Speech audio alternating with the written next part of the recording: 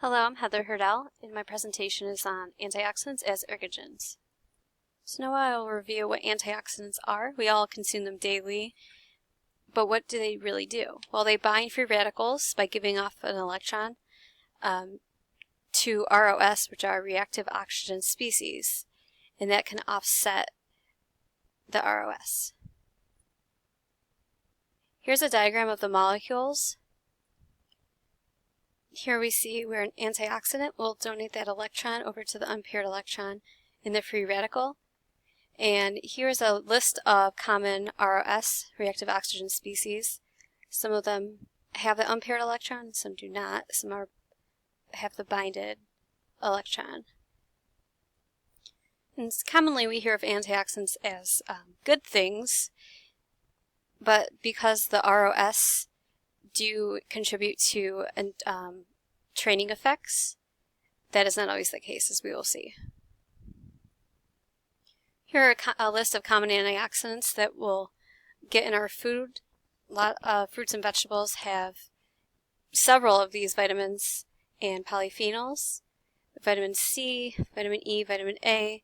We have a lot of those are in fruit juices with the vitamin C. Vitamin E is fat soluble, it's found in eggs. Vitamin A, that's a group of carotenoids. Carrots is a commonly known source. We have quercetin, which is in red onions, and resveratrol, which is in red wine and grape juice. So when any of these antioxidants are sold in stores in a pill or capsule form, they're isolated, or maybe they're found in a multivitamin, but it's not the same as the natural food source. So in the food sources we have antioxidants, but we also have the polyphenols, nitrates, and other contents which are likely to contribute to the benefits found in some of the studies. Spirulina is from algae. It's a bluish green algae and sold in powder form. And beetroot juice is the roots of beets. It's ground up or liquefied. And these two food sources have been shown in a few studies to be beneficial. But the thing is, we don't know if that's solely from the antioxidant, or in the case with beetroot juice, it could be just because of the nitrates.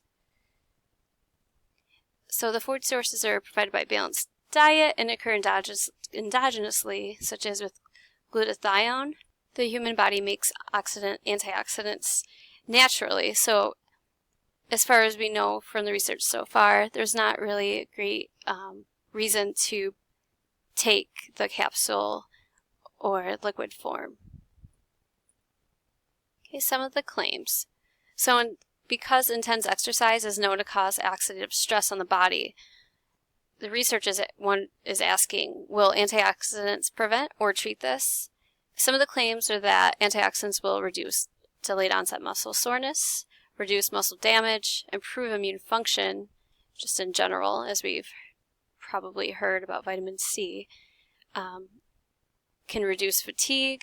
But the question is, will this actually improve performance, or will it just benefit some markers of oxidative stress? And since this topic is relatively recent, there's much research and much to be known about the topic. In theory, all of these claims sort of make sense, but as we look at the relationship between the ROS and antioxidants, we'll see why that's not always the case. In this particular trial study, it was an 11-week trial, and participants either took a placebo, 1,000 milligrams of vitamin C, or 235 milligrams of vitamin E. And the results were sort of surprising. Compared to the placebo group, the vitamin C and the vitamin E groups had blunted endurance training induced increase of mitochondrial proteins, and that was the marker of muscular endurance. So with the placebo group, those participants had training effects. The VO2 max and performance were not affected by the supplements, but the authors stressed to be cautious with high doses of supplements of vitamin C, vitamin E. And this study focused more on the what is occurring compared to why, but the theory behind why the placebo group had the training effects was because they had the ROS that were not offset, and it seems that the ROS would be beneficial because of the increase in mitochondrial proteins. Vitamin E is a very common supplement, and it's shown when taken acutely for, I believe this one was only for a week or two, it was shown to improve performance slightly at altitude. And the reasoning behind that was because vitamin E was expected to protect against blood lysis. But the future research, it would have to be intramuscular injection because orally the vitamin E is not absorbed very well.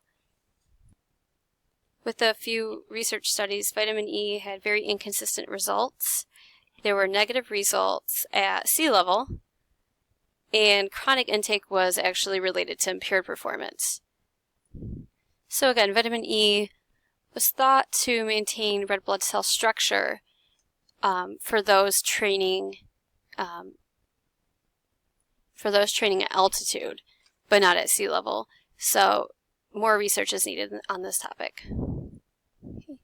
For N-acetylcysteine, this is actually an amino acid, but it's given as a supplement to increase glutathione levels, which is made endogenously in the body. When taken acutely, it improves performance in endurance cycling and lowers fatigue. So it's likely to be beneficial, but more research is needed. According to the authors of this study, Brackway's 2015, glutathione is one of the most powerful antioxidants that is made in the human body. And it's also found in food sources, so this is one of the antioxidants that seems to have the most potential. But again, we have yet to find out about it. Another antioxidant is resveratrol. In studies, it's shown to benefit active rodents, but not the inactive ones. And so it could be beneficial in active humans, although that's still unknown. The supplement form is more practical. Resveratrol is found in red wine, but it would take 17 liters of red wine to equal the 2 to 7 capsules.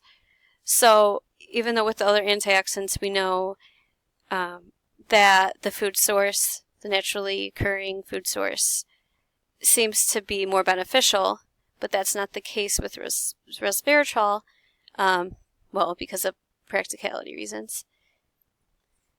Now for some other food source antioxidant trends. Beetroot juice, it's used by some athletes. It's been shown to be slightly beneficial for non-trained athletes, but it's unclear if the benefit is from the nitrate content of the beet juice or from the antioxidants, or maybe either a synergistic effect or something else. Spirulina is the algae, the bluish green powder, and that's used by athletes as well. It's a good source of beta-carotene, tocopherol, which is vitamin E, and then other polyphenols. 2 studies have shown that it can cause moderate improvements in performance, but there was a very limited research studies. So here's the ACSM stance on antioxidants. They take a cautious stance, and because exercise results in an increase in native antioxidant system function, we know that the antioxidants as an outside supplement source isn't needed as much. And there's little evidence that antioxidant supplements enhance athletic performance. So to be cautious, they do not recommend any particular antioxidants in a supplement form.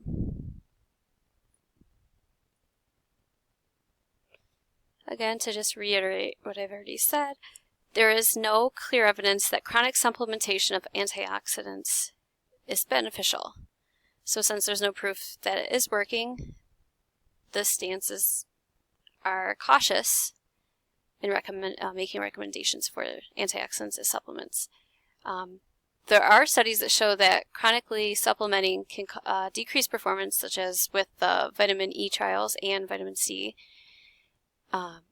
Antioxidants, which are naturally occurring in our diets, are enough, but it is too soon to recommend the other seemingly beneficial antioxidants, such as the NAC, the amino acid that enhances the natural production of glutathione.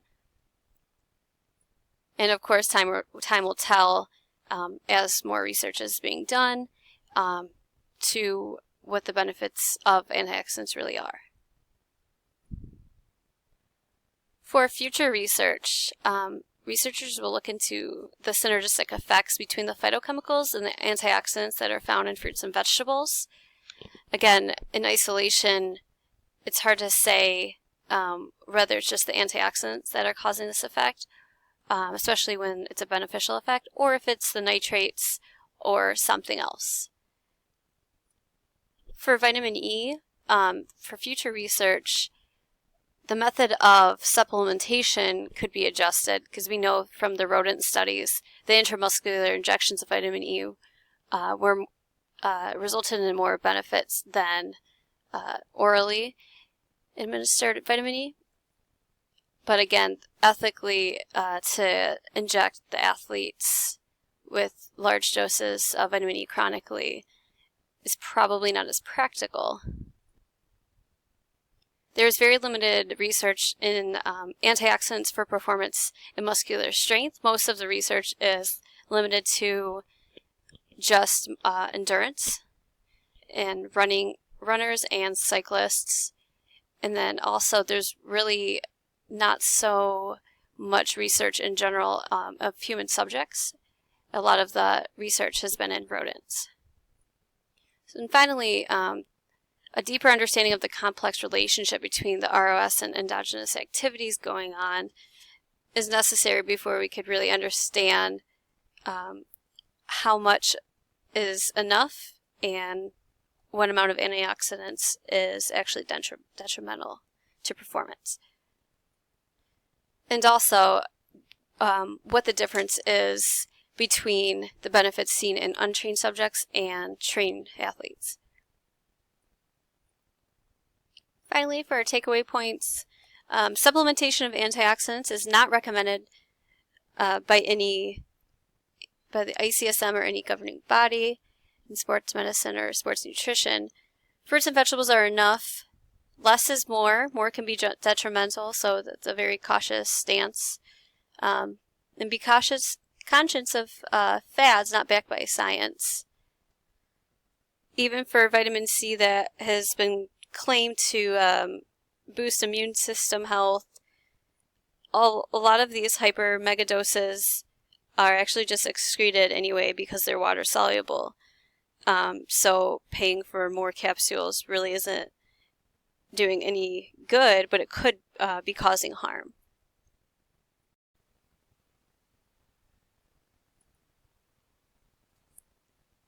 Okay, so here's a simplified visual of the role antioxidants play in physical activity and how they inhibit or attenuate the chain of events that occur from oxidation and the increase of free radicals.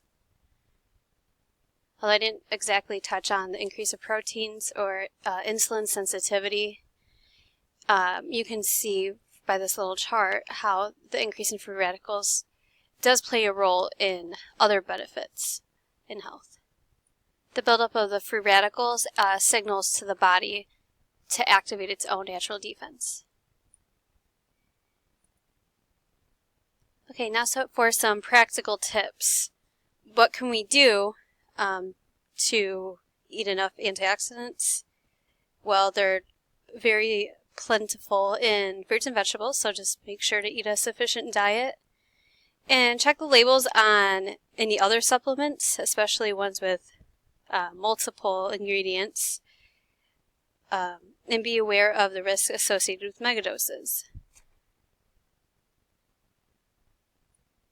This small little chart from the Gatorade Sports Science Institute is a good pro and cons chart, and it allows the client or athlete to make informed choices on their supplementation. Here are my sources, and that is all for my presentation. Thank you.